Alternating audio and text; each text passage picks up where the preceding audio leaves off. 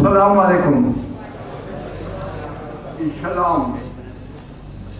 Respected Rabbi, distinguished delegates, distinguished guests from Palestine and from Maghreb,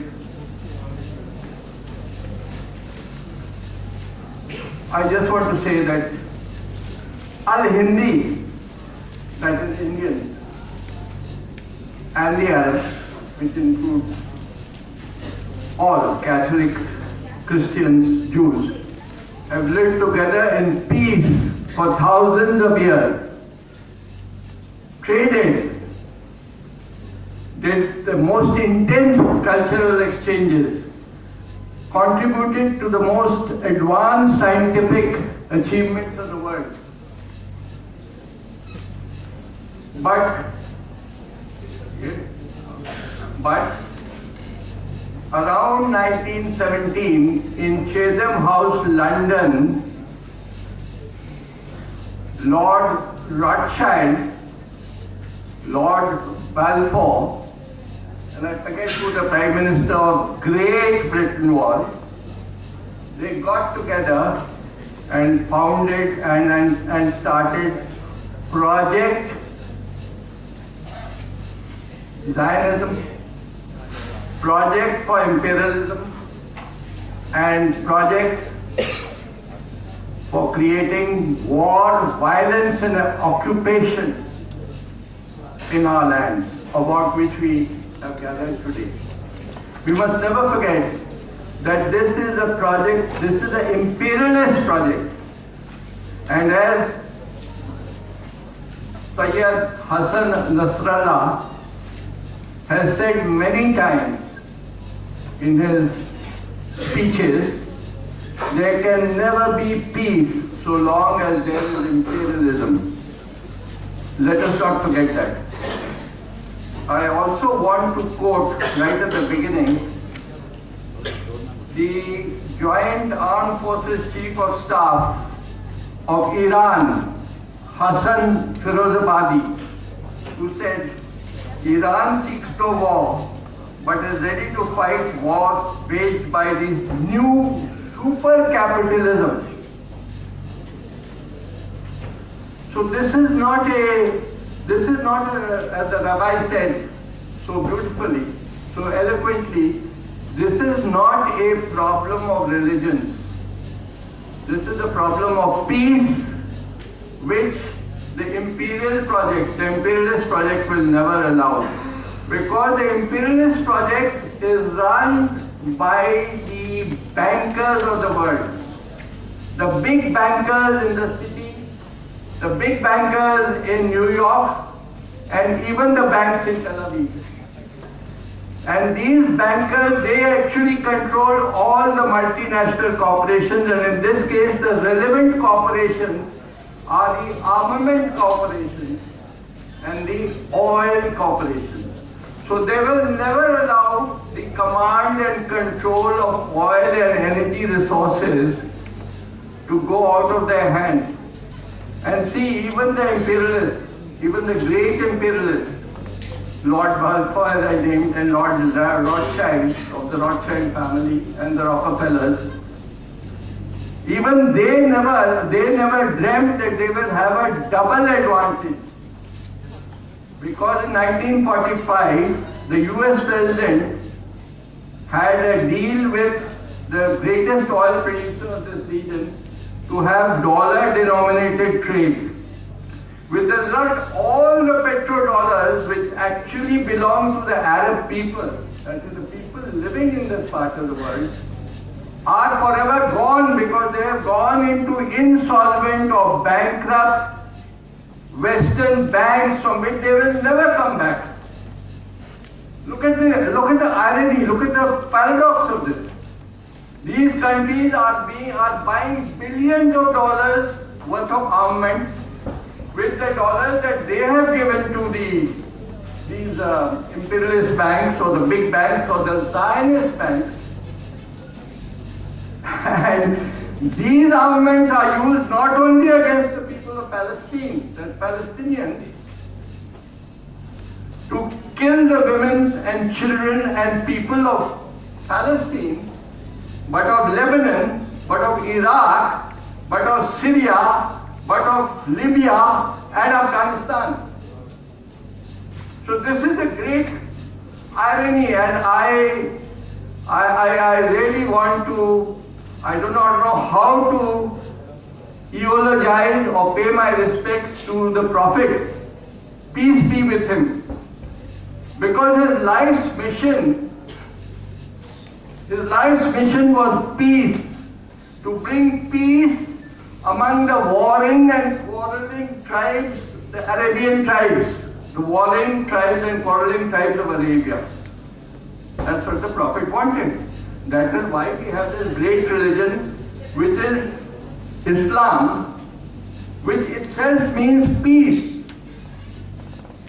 So there is a whole irony of and paradoxes, because actually people have gone out of Islam. They have gone out of the teachings of the Prophet. And the Prophet is not only relevant to those who go to the mosque, it is relevant to all the peoples of the world, certainly in these times. I just want to, with your permission, quote Sayyid Hassan Nasrallah again. His representative in Kuala Lumpur on 7th February said, "We do not stand only for the defense of any particular religion or sectarian belief.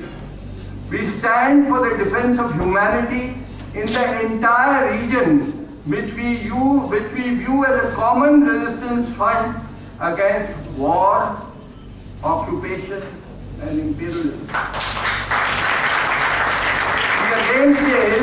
He again says recently, that is on 2007, there are no Shias, no Sunnis, no Arabs, no non-Arabs. Resistance to imperialism links across continents, and that is why we have our friends, even like Paul, who have come all the way from the United States of America, and have emphasized that the ultimate route will be the BDS route, that is boycott, divestment, and sanctions. The complete reversal of the position as shown in the United Nations, but it is inevitable. It will come with the help of rabbis, it will come with the help of all peace-loving people of the world. But it will come. Our route to South Africa, our route to a joint, peaceful living in Palestine and all the neighboring regions. But Hassan Nasrallah has also warned us that peace cannot be unilateral.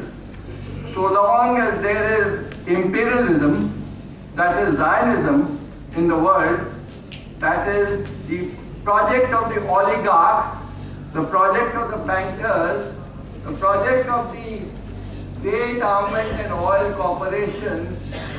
Hassan Nasrallah, he is a man deeply imbued in religion and spirituality, and you know him, you would have heard him. This war will not come to an end so long as there are occupations in Iraq, Afghanistan, Palestine, Syria, Libya, and their dream of having the same in Iran. And he said, and I will just end by saying, first of all, thanks from the bottom of my heart and on behalf of Suresh Khanna ji and Firoz Mitiwala ji, who have organized this conference in difficult times, in a difficult environment, but fortunately, look at the divinity, look at the coincidence, look at the good fortune, that it almost has coincided with the day when 138 nations of the world have come on the side of peace and have come on the side of the women and children of Palestine and the men of Palestine and the women of children, especially of Palestine. A military person like me raises his hand and salutes to the women and children of Palestine. In hundreds of images we have seen. Allow me to quote the Prophet, peace be upon him.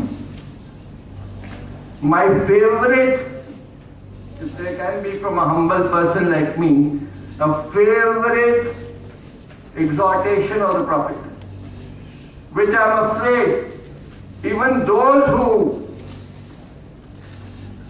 who say that they believe in and follow the precepts and exhortations of the Prophet sometimes forget, many times forget. I tried to give a hint of what is happening. He said, the Prophet said, if anyone walks with an oppressor, who's an oppressor? Do I have to explain? Or is it clear to everyone? If anyone walks with an oppressor, to strengthen him, to support him, knowing that he is an oppressor, he has walked away from Islam.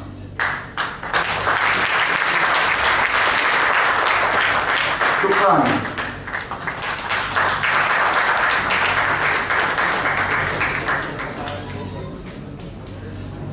Thanks a lot, President of today's inaugural session, Admiral Vishnu Bhagwat. और अब आखिर में, इस session के आखिर में कुछ clips है जो इस मूवमेंट के ताल्लुक से बहुत सारी बातें आपके सामने जो है सिंबॉलिकली आपके सामने आएंगी। और वो क्लिप दिखाने के बाद ये जो आपको दीवार दिख रही है, जो एक सिंबॉलिक वॉल है, इसको जो है तोड़ा जाएगा। गाजा की सीज को सिंबॉलिक तौर पर यहाँ पर खत्म किया जाएगा। और मैं अब यहाँ पर जो हमारे भाइयों से गुजारिश करूंगा कि क्लिप दिखाने का इंतजाम करें।